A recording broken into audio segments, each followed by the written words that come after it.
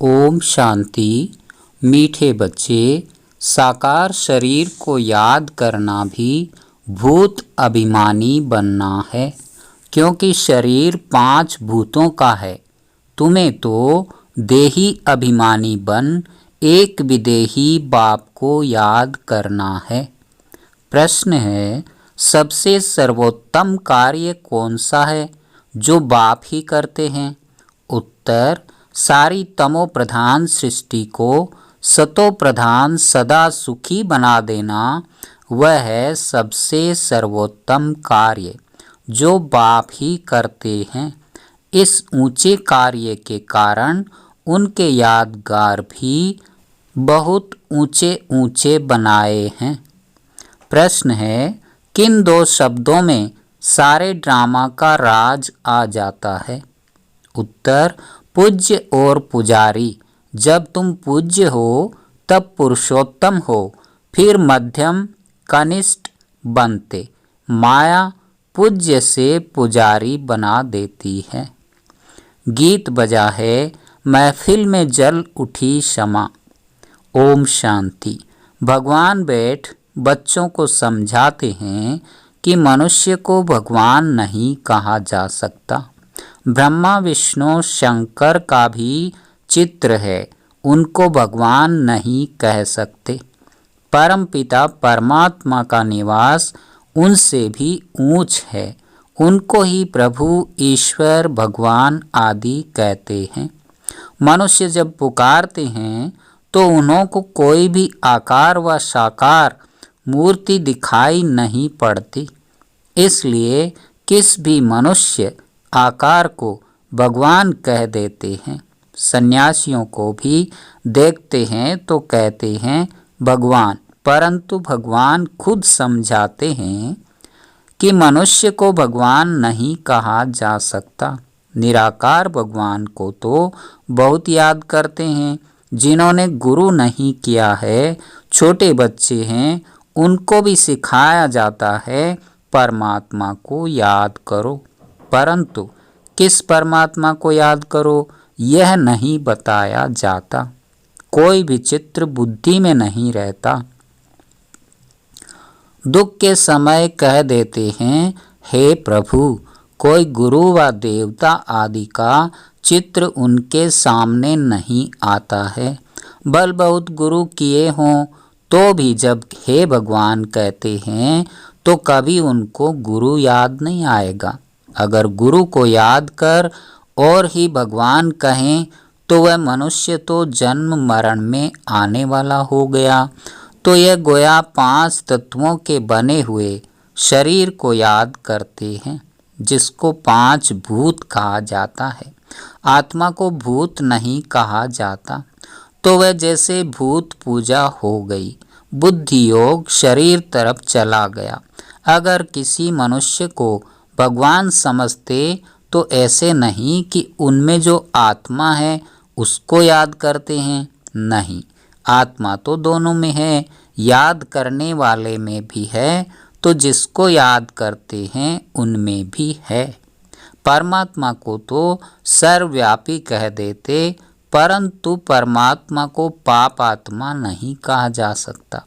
वास्तव में परमात्मा नाम जब निकलता है तो बुद्धि निराकार तरफ चली जाती है।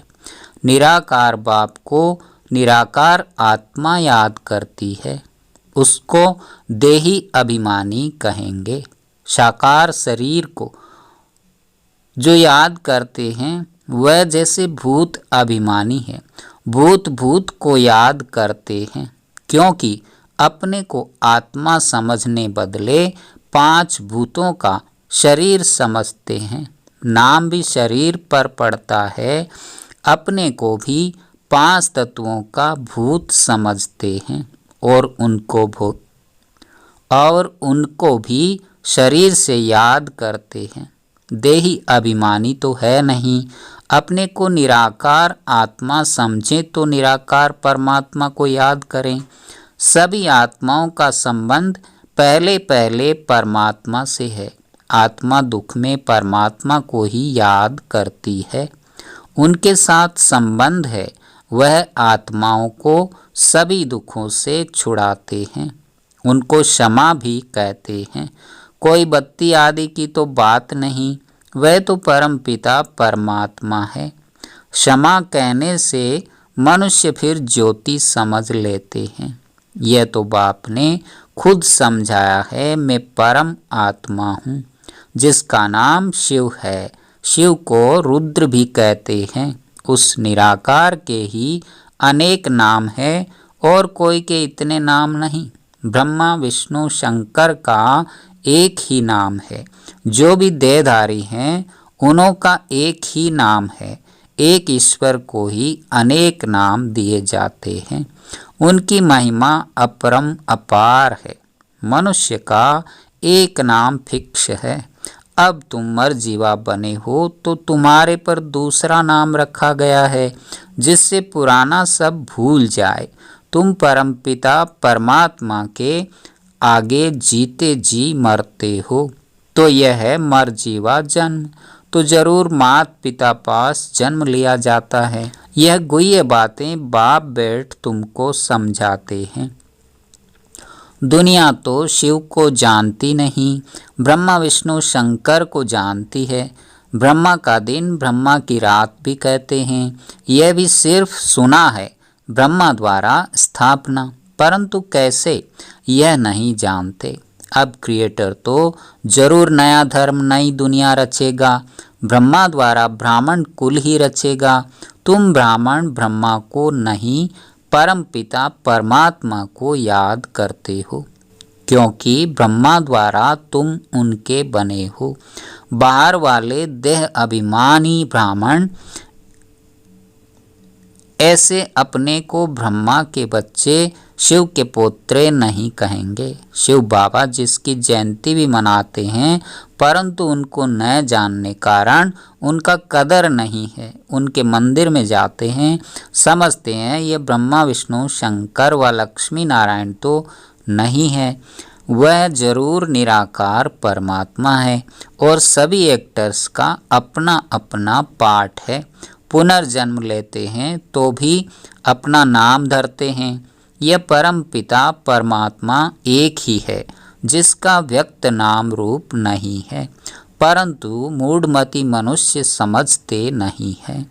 परमात्मा का यादगार है तो जरूर वह आया होगा, स्वर्ग रचा होगा, नहीं तो स्वर्ग कौन रचेगा। अब फिर आकर यह रुद्र ज्ञान यज्ञ रचा है। इसको यज्ञ कहा जाता है क्योंकि इसमें स्वाहा होना होता है। यज्ञ तो बहुत मनुष्य रचते हैं, वह तो सब हैं भक्ति मार्ग के स्थूल यज्ञ। ये परम पिता परमात्मा स्वयं आकर यज्ञ रचते हैं, बच्चों को पढ़ाते हैं। यज्ञ जब रचते हैं तो उसमें भी ब्राह्मण लोग शास्त्र कथाएं आदि सुनाते हैं। ये बाप तो नॉलेजफुल है, कहते हैं यह गीता भागवत आदि शास्त्र सभी भक्ति मार्ग के हैं। ये मेटेरियल यज्ञ भी भक्ति मार्ग के हैं। यह है ही भक्ति मार्ग का समय। जब कलयुग का अंत आए, तब भक्ति का भी अंत आए, तब ही भगवान आकर मिले, क्योंकि वही भक्ति का फल देने वाला है। उनको ज्ञान सूर्य कहा जाता है। ज्ञान चंद्रमा, ज्ञान सूर्य और ज्ञान लकी सितारे। अच्छा, ज्ञान सूर्य तो है बाप, फिर माता चाहिए ज्ञान चंद्रमा। तो जिस तन में प्रवेश किया है वह हो गई ज्ञान चंद्रमा माता, और बाकी सब हैं बच्चे लक्की सितारे। इस हिसाब से जगदम्बा भी लक्की स्टार हो गई, क्योंकि बच्चे ठहरे ना। स्टार्स में कोई सबसे तीखा भी होता है, वैसे यहाँ भी नंबरवार हैं। वह हैं स्थूल आकाश के सूर्य चांद और सितारे। और यह है ज्ञान की बात, जैसे वह पानी की नदियाँ और ये ज्ञान की नदियाँ जो ज्ञान सागर से निकली हैं। अब शिव जयंती मनाते हैं, जरूर वह सारे सृष्टि का बाप आते हैं। आकर जरूर स्वर्ग रचते होंगे। बाप आते ही हैं आदि सनातन देवी देवता धर्म की स्थापना करने, जो प्राय लोप हो गया है। गवर्नमेंट भी कोई धर्म को नहीं मानती है, कहते हैं हमारा कोई धर्म नहीं। ये ठीक कहते हैं। बाप भी कहते हैं भारत का आदि सनातन देवी देवता धर्म प्राय लोप है। धर्म में ताकत रहती है। भारतवासी अपने देवी धर्म में थे तो बहुत सुखी थे। वर्ल्ड ऑलमाइटी अथॉरिटी राज्य था, पुरुषोत्तम राज्य करते थे। श्री लक्ष्मी नारायण को ही पुरुषोत्तम कहा जाता है। नंबरवार ऊंच नीच तो होते हैं। सर्वोत्तम पुरुष, उत्तम पुरुष, मध्यम कनिष्ठ पुरुष तो होते ही हैं। पहले पहले सभी से सर्वोत्तम पुरुष जो बनते हैं वही फिर मध्यम कनिष्ठ बनते हैं। तो लक्ष्मी नारायण हैं पुरुषोत्तम, सभी पुरुषों में उत्तम। फिर नीचे उतरते हैं तो देवता से क्षत्रिय, क्षत्रिय से फिर वैश्य, शूद्र कनिष्ठ बनते हैं। सीताराम को भी पुरुषोत्तम नहीं कहेंगे। सभी राजाओं के राजा सर्वोत्तम सतो प्रधान पुरुषोत्तम है लक्ष्मी नारायण। ये सब बातें तुम्हारी बुद्धि में बैठी हैं। कैसे यह सृष्टि का चक्र चलता है। पहले पहले उत्तम फिर मध्यम कनिष्ठ बनते हैं। इस समय तो सारी दुनिया तमो प्रधान है। ये बाप समझाते हैं जिसकी अब जयंती मनाएंगे। तुम बता सकते हो कि आज से 5000 वर्ष पहले परमपिता परमात्मा शिव पधारे थे, नहीं तो शिव जयंती क्यों मनाते। परमपिता परमात्मा जरूर बच्चों के लिए सौगात ले आएंगे और जरूर सर्वोत्तम कार्य करेंगे। सारी तमो प्रधान सृष्टि को सतो प्रधान सदा सुखी बनाते हैं। जितना ऊंच है उतना ऊंच यादगार भी था।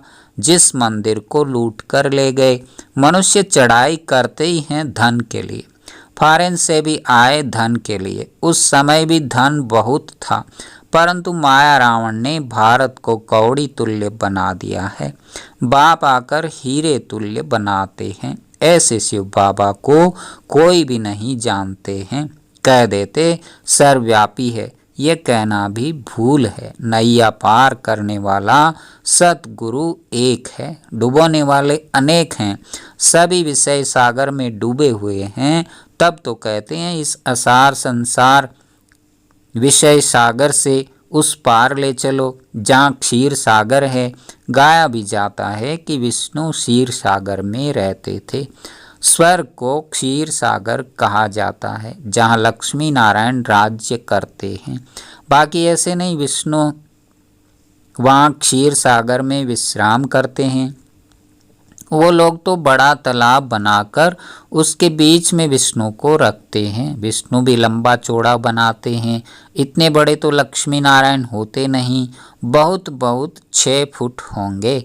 पांडवों के भी बड़े बड़े बुत बनाते हैं। रावण का कितना बड़ा बुत बनाते हैं। बड़ा नाम है तो बड़ा चित्र बनाते हैं। बाबा का नाम भल बड़ा है परंतु उनका चित्र छोटा है। ये तो समझाने के लिए इतना बड़ा रूप दे दिया है।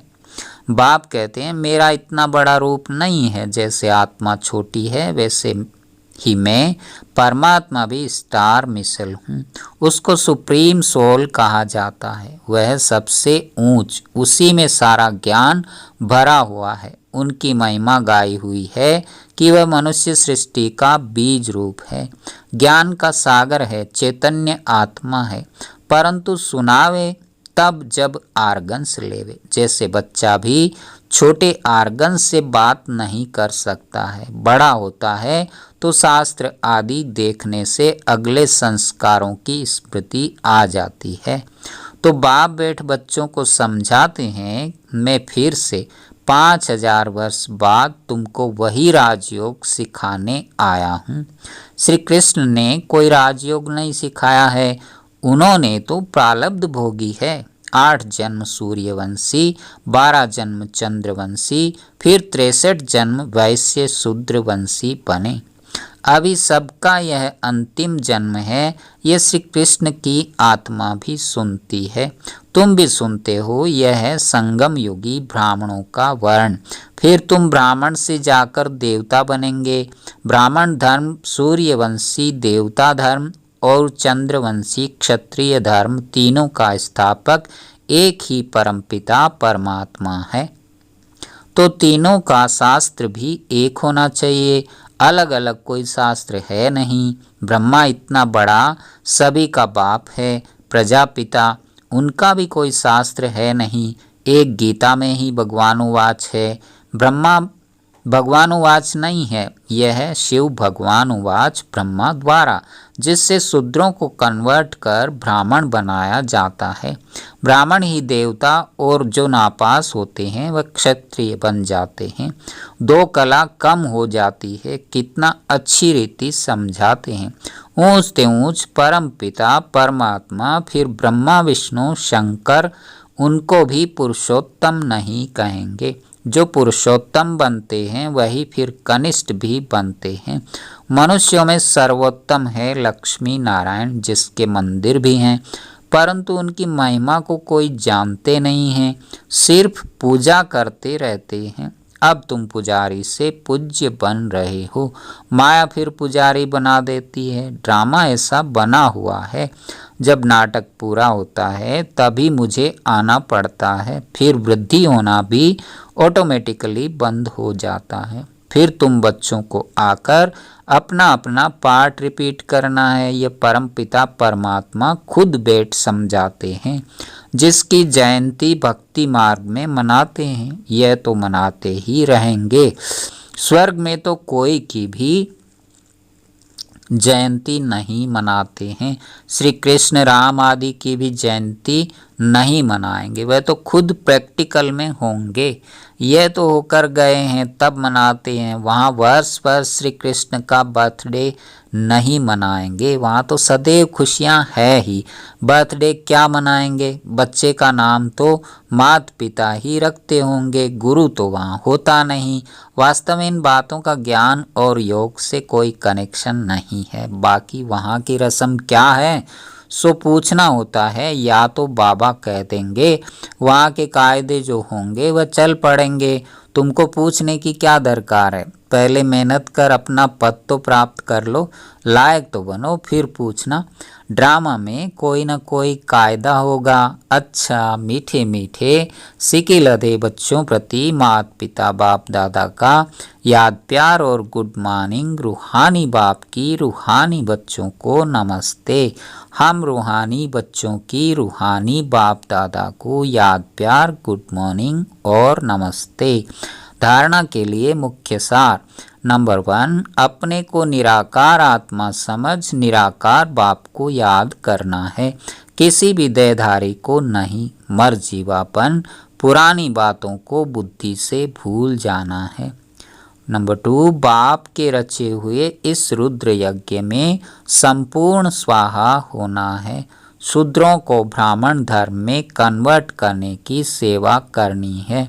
वरदान दिनचर्या की सेटिंग और बाप के साथ द्वारा हर कार्य एक्यूरेट करने वाले विश्व कल्याणकारी भव। दुनिया में जो बड़े आदमी होते हैं उनकी दिनचर्या सेट होती है। कोई भी कार्य एक्यूरेट तब होता है जब दिनचर्या की सेटिंग हो।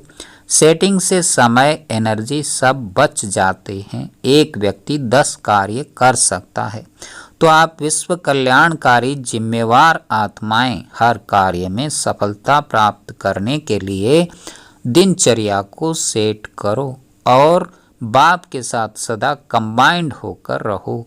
1000 भुजाओं वाला बाप आपके साथ हैं तो एक कार्य के बजाय 1000 कार्य एक्यूरेट कर सकते हो।